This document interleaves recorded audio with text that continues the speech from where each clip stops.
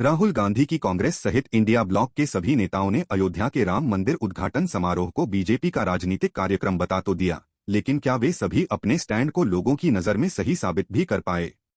कांग्रेस ने समारोह के न्योते को ससम्मान अस्वीकार कर अपनी तरफ से बेहद नपीतुली प्रतिक्रिया देने की कोशिश की थी, लेकिन क्या वे हिंदू वोटर के बीच राजनीतिक तौर पर खुद को दुरुस्त पेश कर सके?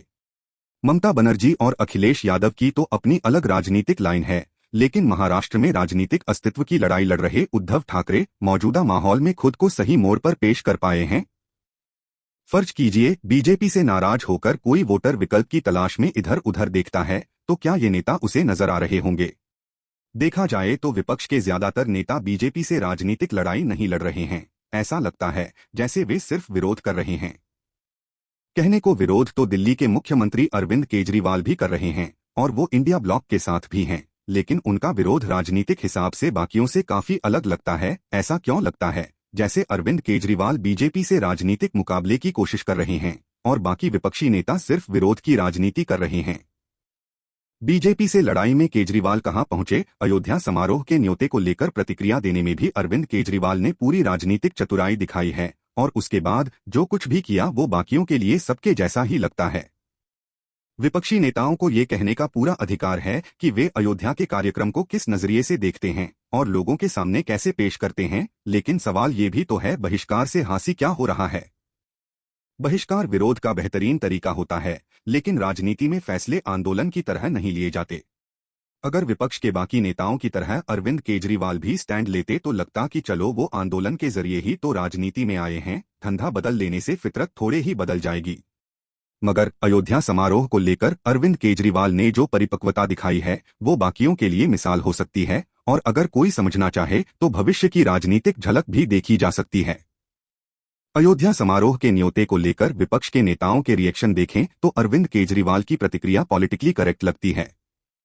अरविंद केजरीवाल ने तो अखिलेश यादव की तरह अनजाने लोगों से न्योता देने से इनकार किया, न निमंत्रण भेजे जाने वाले कुरियर की रसीद मांगी और न ही ससम्मान अस्वीकार किया। संवाददाताओं से बातचीत में आम आदमी पार्टी नेता अरविंद केजरीवाल का कहना था, मुझे एक पत्र मिला जिसमें कहा गया है कि सुरक्षा कारणों से केवल एक व्यक्ति के लिए ही अनुमति है। अरविंद केजरीवाल ने बड़े ही सहज तरीके से समझाया कि व्यक्तिगत निमंत्रण देने के लिए एक टीम को आना था, लेकिन कोई नहीं आया। फिर बोले, मैं अपनी पत्नी और बच्चों के साथ रामलला के दर्शन के लिए जाना चाहता हूं। मेरे माता पिता की भी रामलला के दर्शन की इच्छा है। 22 जनवरी के प्राण प्रतिष्ठा समारोह के बाद मैं पत्नी, बच्चों और माता पिता के साथ जाऊंगा। अरविंद केजरीवाल ने भी न्योता ससम्मान ही अस्वीकार किया है। अखिलेश यादव और शरद पवार जैसे नेताओं की तरह वो भी मुख्य समारोह के बाद अयोध्या जाने की बात कर रहे हैं, लेकिन अपनी बात कहते वक्त अरविंद केजरीवाल न तो कुछ झुंझलाहट प्रकट करते हैं, न ही कोई शिकायत। वो तो ये भी नहीं कह रहे कि अयोध्या समारोह बीजेपी का राजनीतिक कार्यक्रम है। विपक्षी खेमे में मौजूदा राजनीतिक माहौल में सबसे स्मार्ट तो अरविंद केजरीवाल नजर आ रहे हैं, जिस तरह से बगैर किसी शिकायत के रिएक्ट किया, माँ बाप के साथ अयोध्या जाने की बात कही, दिल्ली सरकार को रामराज से प्रेरित बता रहे हैं और राम मंदिर प्राण प्रतिष्ठा के दिन दिल्ली भर में शोभा यात्रा निकाल रहे हैं। ये राजनीतिक परिपक्वता नहीं तो क्या है? दिल्ली में रामलीला का आयोजन और हर महीने सुंदरकांड और हनुमान चालीसा का पाठ, बीजेपी को तो इंडिया ब्लॉक में सबसे ज्यादा अरविंद केजरीवाल से ही डरने की जरूरत लगती है। ये सब देखकर तो ऐसा लगता है कि अरविंद केजरीवाल वोटर की नब्ज पकड़ चुके हैं। वो जानते हैं कि ऐसे माहौल में राम मंदिर और हिंदुत्व का विरोध बहुसंख्यक वोटर को नाराज कर सकता है। अव्वल तो पहले से भी अरविंद केजरीवाल को ममता बनर्जी की तरह जय श्री राम के नारे से कोई परहेज नहीं है, बल्कि वो तो हिंदू वोटर को खुश करने के लिए नोटों पर लक्ष्मी गणेश की तस्वीर लगाने की मांग करते हैं, और हर चुनावी सभा ये बताना नहीं भूलते कि आम आदमी पार्टी की सरकार बनी तो बुजुर्गों को दिल्ली की तरह ही वो अयोध्या दर्शन कराएंगे। बीजेपी के खिलाफ रेस में राहुल गांधी कहाँ हैं? कांग्रेस नेता राहुल गांधी ने प्रेस कॉन्फ्रेंस में ये तो बताया था कि वो 22 जनवरी को असम में रहेंगे, लेकिन कहां और क्या करेंगे नहीं बताए थे। तब कयास लगाए जा रहे थे कि वो कामाख्या मंदिर जा सकते हैं। राहुल गांधी 22 जनवरी के कार्यक्रम का तब पता चला जब वो वैष्णव संत श्रीमंत देव की जन्मस्थली बटाद्रवाथान मंदिर जा रहे थे, लेकिन रास्ते में भी उनको रोक लिया गया।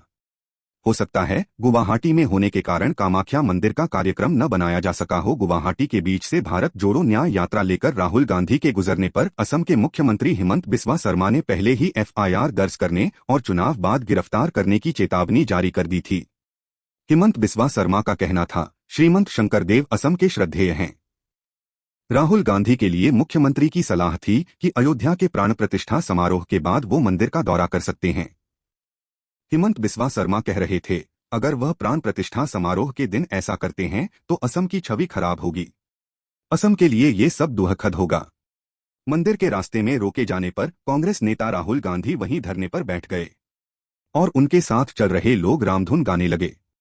रोके जाने पर राहुल गांधी ने गाड़ी से उतरकर पुलिस वालों से पूछा कि आखिर उनको क्यों रोका जा रहा है। एक वीडियो में राहुल गांधी कह रहे हैं, भाई मामला क्या है? क्या मैं जाकर बैरिकेड देख सकता हूं? मैं मंदिर में क्यों नहीं जा सकता? क्या मंदिर जाने की अनुमति नहीं है? मेरे पास परमिशन है। मुझे मंदिर के प्रशासन ने बुलाया है। मैं हाथ जोड़ना चाहता हूं, भगवान का दर्शन करना चाहता हूं। बाद में प्रधानमंत्री नरेंद्र मोदी को निशाना बनाते हुए राहुल गांधी ने मीडिया से बातचीत में गुस्से का इजहार किया। हम मंदिर में जाने की कोशिश कर रहे हैं। हमें बुलाया गया था और अब हमें जाने नहीं दिया जा रहा है। लगता है आज सिर्फ एक ही व्यक्ति मंदिर जा सकता है।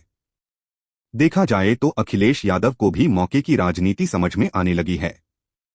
अयोध्या समारोह से पहले लखनऊ में मीडिया से बात करते हुए अखिलेश यादव ने कहा, जो मूर्ति अब तक पत्थर की थी, आज वो प्राण प्रतिष्ठा के बाद भगवान का रूप ले लेगी। जो लोग नीति, रीति और मर्यादाओं का सम्मान करते हैं, वे भगवान राम के सबसे बड़े भक्त होते हैं। मुद्दे की बात यह है कि विपक्ष को अयोध्या मुद्दे पर विरोध जताने के अलावा हासिल क्या हुआ है। बीजेपी से किसी न किसी वजह से नाखुश अगर कुछ लोग विकल्प की तलाश में होंगे। राहुल गांधी सहित सारे विपक्षी नेताओं ने उनकी नाराजगी मोल ली, जबकि अरविंद केजरीवाल ने ऐसे वोटर के बीच खुद को विकल्प के तौर बड़ी बुद्धिमानी से पेश कर दिया है।